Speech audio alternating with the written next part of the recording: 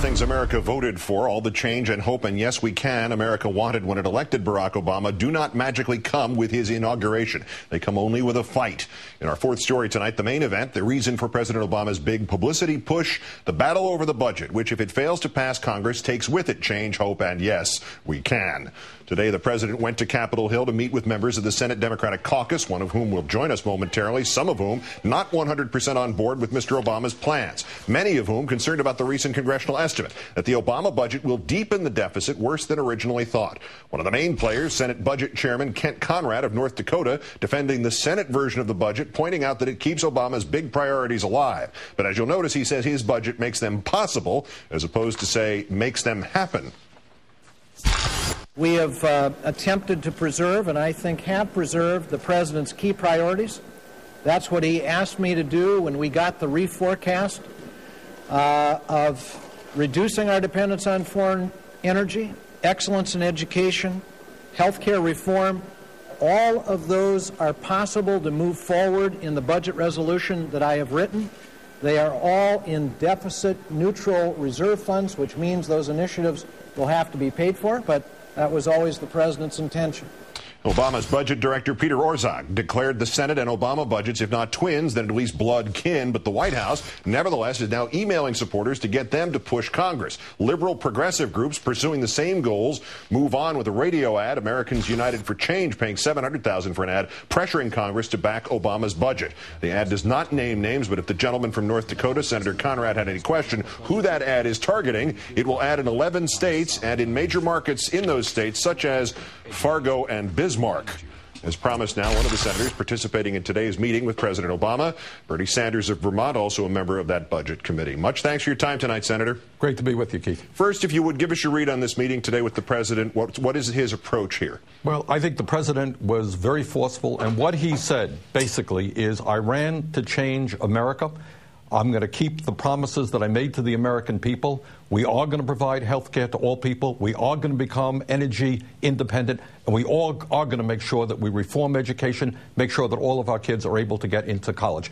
You know, I find it interesting, Keith, that Obama is being criticized day and night for the crime of keeping his campaign promises. And I guess people aren't used to that, but I think it's a good idea, and I'm strongly supportive of what he's trying to do. Senator, the reporting on this varies widely. Can you characterize what the gaps are between the Obama budget and the Senate Democratic budget proposal? Well, I think the key issue here is going to be the issue of what's called reconciliation. And bottom line, what that means, Keith, is whether we can pass important legislation with 50 votes or whether we have to go to 60 votes, which means the Republicans can filibuster and defeat us, or they're going to water down any substantive piece of legislation. I think that's the key issue. David Axelrod was on last night right after the president's news conference, and at Chris Matthews' behest, I asked him that very question about budget reconciliation, and he said this is a process question. It's not foremost on the minds of Americans, but essentially, as you suggest, it precludes a Republican filibuster.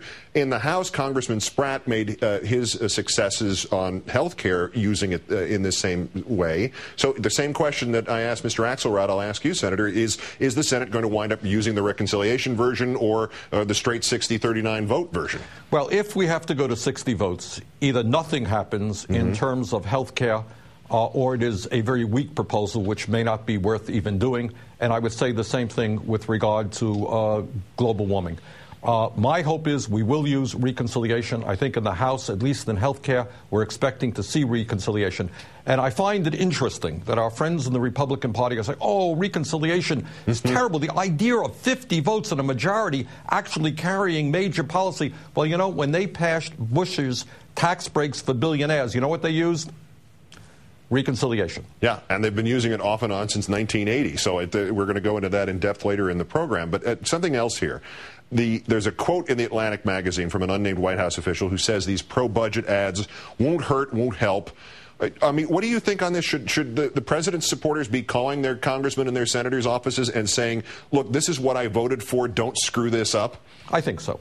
I think what we need to never forget, Keith, is that here in Washington, we have enormously powerful special interests. You know, the financial institutions in the last 10 years spent $5 billion so that we can deregulate Wall Street, and that got us to where we are today.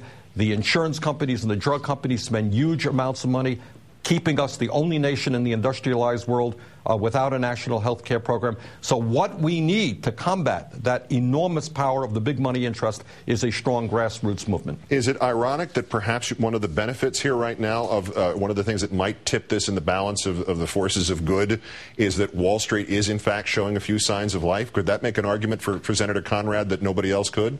Well, I think it is. And I think, by the way, these things are going to go up and down, and I think that anyone who thinks that we're in the midst of clear sailing is wrong. We have an enormous crisis on Wall Street, major economic problems, terrible health care problems, et cetera, et cetera.